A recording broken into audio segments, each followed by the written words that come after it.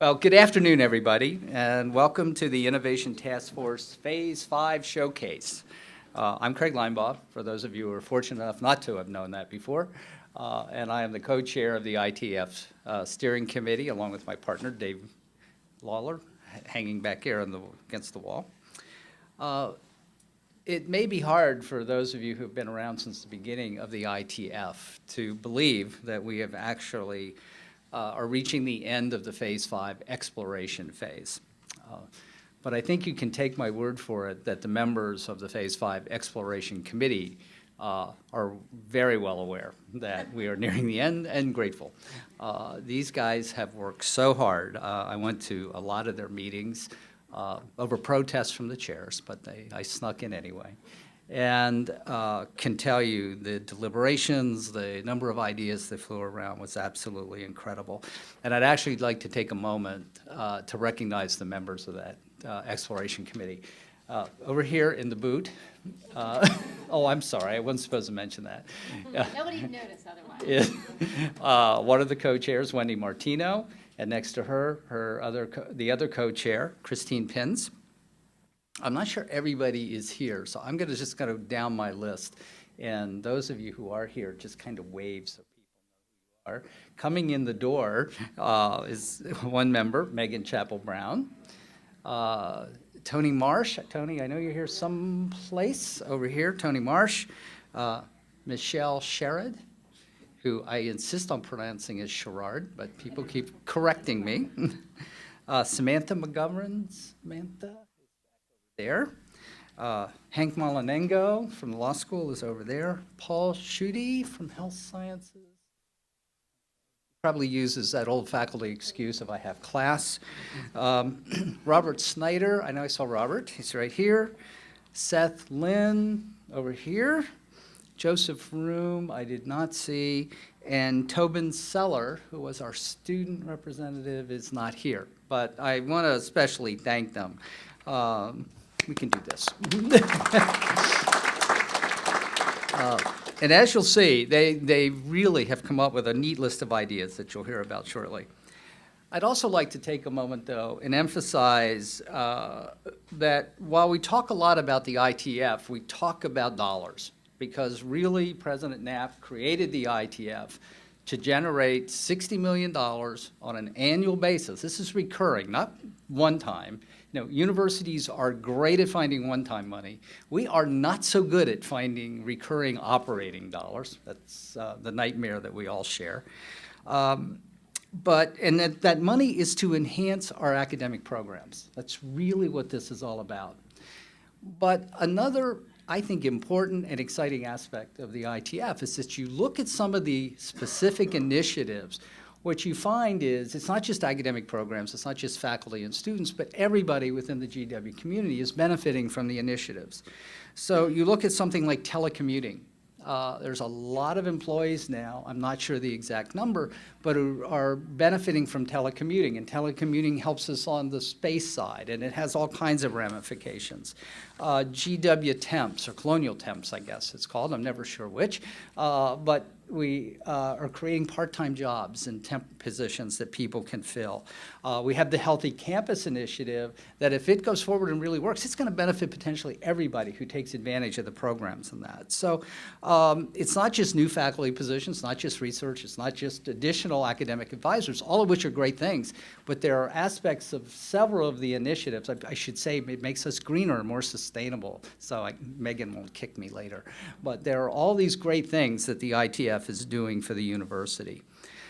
But I think maybe the single most important thing is the impact that it's having in terms of the culture and the spirit of the university. It's been really exciting to watch people come together, staff, faculty, students.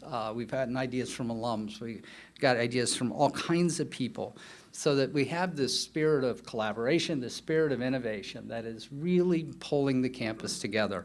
And to me, that's the single best thing about the ITF, and it's really been very exciting and gratifying for me personally to be a part of that. And that aspect of it, the ideas, the generation, the spirit, is really got very little to do with me, and I'll even Dis, my co-partner, and the members of the steering committee. It's really you guys who make it work. It's the people who've generated the over 400 ideas. It's the people who have come up with the ideas and are working to implement those ideas that have made the ITF special. And so I want to thank all of you who took your time to be here today, and all of those other people around the campus who've done so much to make the ITF so successful. So with that, I'm going to turn it over to Dave.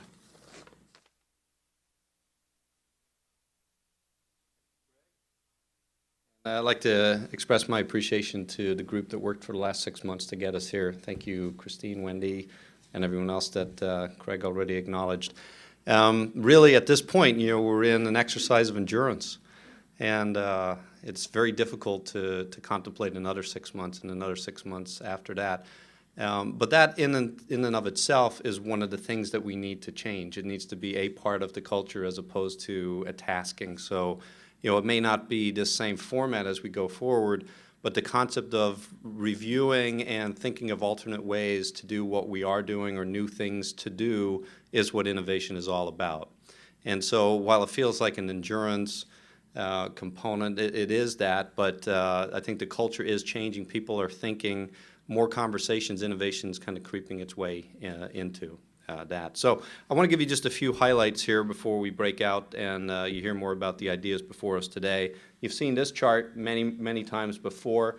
You could substitute the theme here in Phase 5 of military. It wasn't the intention when we started out the phase, but it very much emerged that was a key focus area for the group, and there's some really great ideas that are before us at this point. We're very excited about that particular item. This is a slide that you've seen before as well. It's the anchor slide for ITF. We shared this with the board multiple times during the year, and I added one statistic that we hadn't had on there before this go-around, and that is that by the end of FY13, which will be June of 2013, we will have spent $34 million, real money, harvested and invested by the end of the year in aggregate. $34 million. Just pause and think about that for a second. While we've set goals of a recurring $60 million per year and we keep working towards that, we've identified now $55 million of that, which will mature within a couple of additional years to around $75 million. We will have spent $34 million bucks, and everyone should be very proud and excited of that accomplishment. That is a real result. And so the investments continue. If you look at the yield curve of ITF, the thing that we try to focus on here is that we don't have a huge hockey stick effect. And so we continue to look at 14 ideas, so there are some short-term wins that we're trying to capture in Phase 0 to kind of flatten that curve, so we're not putting all of our expectation in the out years. We've got a fairly steady growth profile. And if you look at this particular slide, the last time that Provost Lerman talked, he drew a contrast between the fundraising that needed to occur on the endowment side and the payout associated with that. So for every dollar you raise, you can really spend about 5 cents in a given year. You don't spend the entire amount of the endowment. But this picture is to contrast what it would look like if we organically grew our endowment compared with the impact that we're going to have from an ITF perspective. So in other words, if we didn't do ITF and have the $60 million goal, and we just looked for our endowment's payout to grow to the equivalent of $60 million a year, how long would that take, and what does the difference look like in between? The answer is it's $750 million difference to have ITF versus the endowment alone. Does that make sense? $750 million. That's a lot of money. So 34 in the short term, 60 million a year, $750 million if you look out over the next 20 years. We can buy a lot of pencils for our accounting team with $750 million. But that's not the stated objective. The objective is to invest in the core mission of the university, and that's a lot of faculty lines, that's a lot of researchers and research labs. We can move the needle with $750 million, and we're looking forward to doing that. You've seen this as well. It's not all about the money. There are many intangible benefits. the sustainability that I referenced of a culture change and how it is we think as an entity. I'm too very proud of the fact that when you look around this room, you see individuals that are focused on innovation, and you don't see staff or faculty. Primarily, you see individuals that have caught this vision. You guys have been very faithful for the last 3 years to stay involved, to continue to contribute, and it's really a testimony to the folks that are in this room. If it was just Craig and myself and some of the other ITF steering committee sitting around, we would not make this possible. It's possible by the fact that you guys are involved and you're ambassadors for what ITF can be. I know many of you are very passionate about this, and I thank you for that, and please keep it up. Now, the attraction of new researchers, you can see the building coming up out of the ground across the street. That's exciting. It'll be more exciting to see that building filled and to see labs and to see the kind of cooperation and collaboration in research that we anticipate and the reputational benefit that will come from that down the line as well. Craig captured the impact that we're having on faculty, students, and staff across the board. It's very encouraging to sit down with those that are participating in telecommuting. It's over 100 people now that are participating in that, and the feedback is great. This is changing their lives. Work-life balance has enhanced, productivity is up, absenteeism is down. It's a very practical way to go about working. And I told a story last week at the SEC out in the Virginia campus where we really have a paradigm shift. And true innovation is a paradigm shift. The example I gave is back in, what year was it now? Gutenberg Press, 1440, 1400, somewhere around there. They went from handwriting everything to the press, and that revolutionized how people thought. And you saw last month that Newsweek decided they're not going to print any more publications. It's all going to be digitized. The people who worked in that print press probably were shocked to think that now we get a magazine that we're not printing anymore. But they'll be reskilled and they'll work on something else. I've got to believe that how we work is going to radically change in the next few years as well. The idea of having to commute for an hour or two every day to do a job that you could do remote is old school. And so this is just another example of the sustainable change that comes with innovative thinking. And telecommuting is just one. There are many other examples. And some practical tools on the administration side. So innovation is not only about new ideas, it's also about being more cost-effective and efficient in how we do things. Yellow envelopes are going away. The new travel portal is online with Amex. We've got a Concur e-expense solution. In some ways, we're catching up with what others have done for the last 10 years, and that's okay. It's innovative for us. But there are new things that we're bringing on board as well.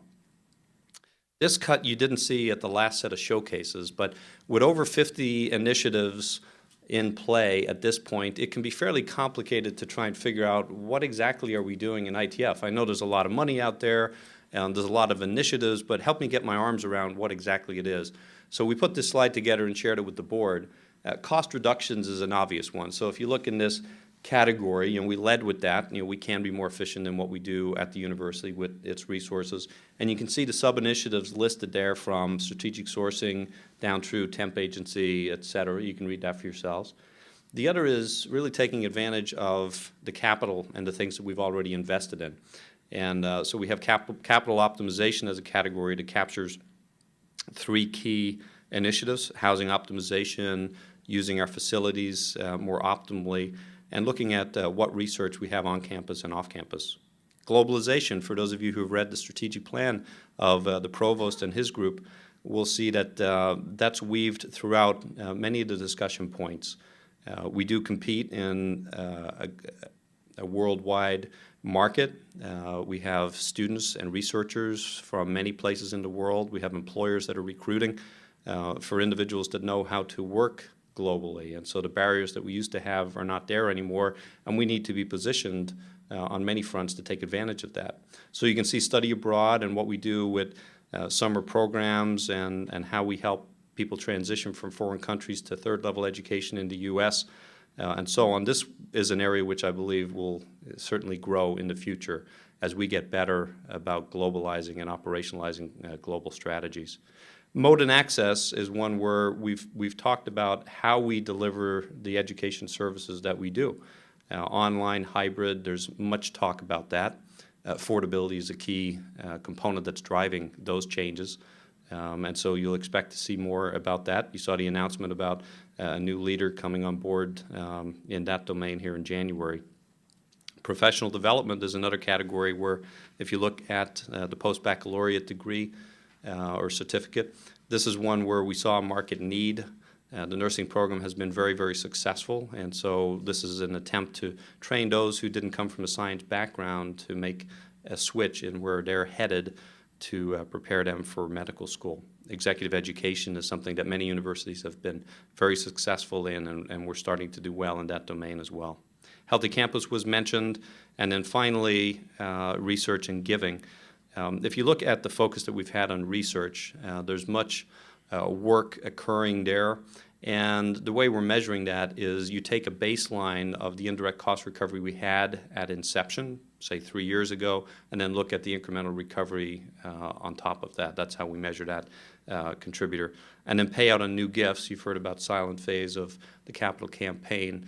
As we raise more money through that avenue, approximately 5% of that new raise will count towards ITF as well. So again, one page, it gives you a snapshot of what's going on with ITF, and we'll continue to grow that in the weeks and months ahead. So in terms of the criteria, you've seen this before. We started off 3 years ago realizing that for ITF to be successful, we need to focus on the types of ideas where everyone wins. And as difficult as it is to continue to plod through the exploration phase, we are still coming up with ideas where everyone's a winner.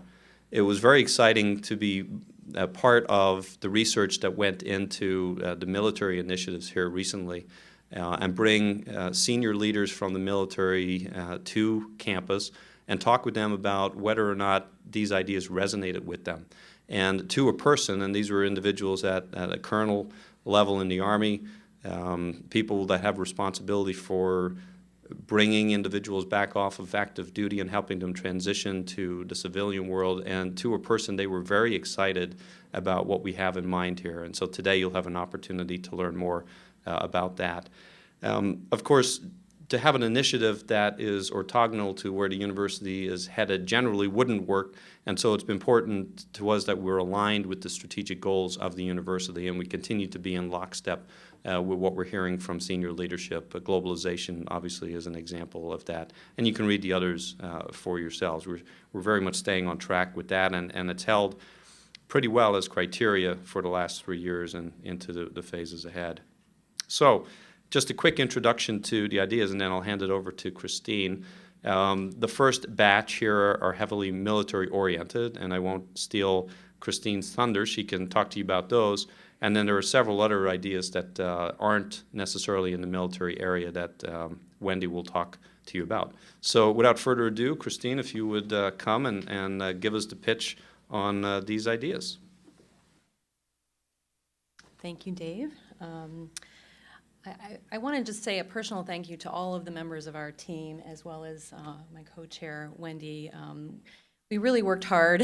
We've been meeting together weekly since, I think, May, and lots of ideas have, transpired during those meetings, and some of them were kind of wacky, but fun to talk about, and then some of them are, what you see today.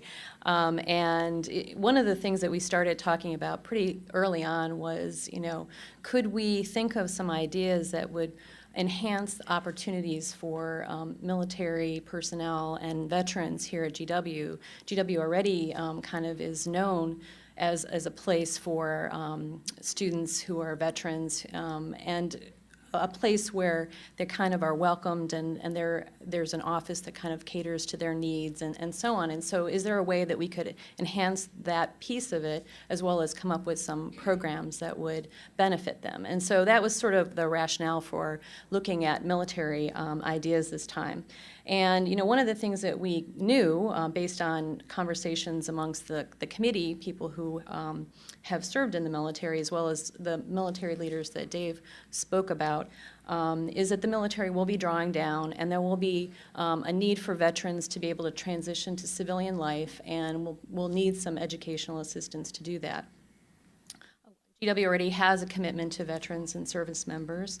It's sort of an opportunity for us to develop even better programs by developing a one-stop shop approach that maximizes customer service for those students.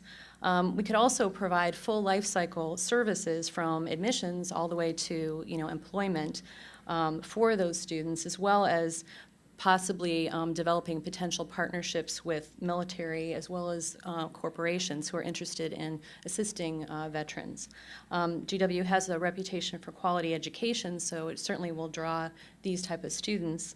And then our ability to provide distance education would enable these active duty personnel to continue their studies wherever they're posted.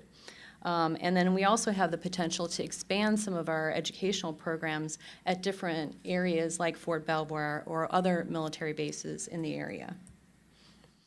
So one of our first ideas is an online general education course for military and DoD personnel. And what we kind of have heard from different people is that, when people are on active duty, they often want to pursue some type of education during that time. They have benefits, and sometimes they have a lot of downtime to take courses, but because they're posted at all sorts of different places, they may be deployed, they may be moving around, and so it's difficult for them to take courses at an on-the-ground institution. And so offering general education courses to this group of people would fill a need for them. And, another thing that we have heard is sometimes these folks will take courses at non-accredited universities, and so they can't transfer these credits to other schools if they want to obtain a degree there. And so, obviously courses from GW are accredited and would transfer to most universities. Another idea is the Second Service Certificate Program, and this certificate program is to prepare active duty reserve military personnel and veterans for elected office or other types of public service careers. And so this program is a certificate that could be expanded to a master's degree if they choose, but it would focus on preparing veterans for public office and other types of public service careers. Transitions to Nursing Program. This program is a program that would help medics and independent duty corpsmen to become nurses. The training that these people receive in the military is pretty short, but it's pretty extensive, and they develop tremendous skills in medical care while they're in the service. However, all of this training generally doesn't transition to any type of career once they get out of the military. And so this program would be able to take some of the experiences that they've had in the military and then expand upon that so that they can get a nursing degree and be able to sit for the nursing licensing exam. This would not only benefit veterans, but also active duty personnel who may perhaps want to move up the ranks in the military. By becoming a nurse, by achieving a degree, they could move on to an officer level career. Semester in Washington for veterans. This is a program for veterans, and they can be either GW students or non-GW students, to come to DC for the summer and to learn about the political system and, kind of dabble in that process to see if there is an interest for continuing in a political career. And we see this program not only as something to benefit veterans, but also these veterans might want to come back and come to GW for their master's degree. And the last idea that we have that is focused on the military is a GW extension at local military facilities. So developing some programs that can be taken at military facilities like Fort Belvoir or other forts in the area. We see that this would be an opportunity for us to kind of be taking GW education out to other areas of the DC region. And with that, I'll let Wendy take it. A minute. Oh, I'm good. Always being a good nurse.